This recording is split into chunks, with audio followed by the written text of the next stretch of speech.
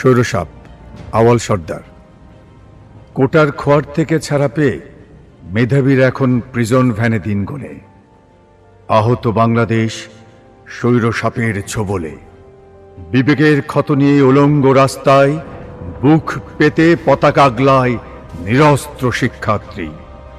হলুদ সাংবাদিকের ঝাপসা চোখে দেখে পুলিশের দখলে 4 কোটি রাজাকার। কেবল ঝলসে ওঠে আল জাজিরার লেন্স।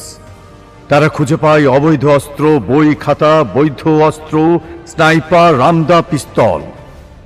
ছাদে খেলা ছোট্ট রাজাকার মেয়ে, বারান্দায় দাঁড়ানো তরুণ আগামীর কবি, কার্নিশে ঝুলন্ত একখণ্ড মানচিত্র।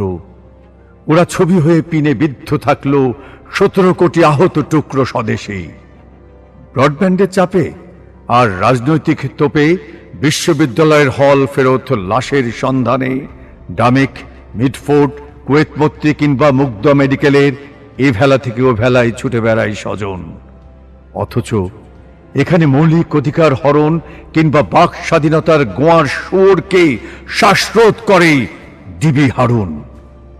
9টা 5টা কেবল রেমিটেন্স দাও, কারফিউ কারফিউ খেলায় শতাব্দীর যখন সামলায় অধুনা চেতনার শাসক।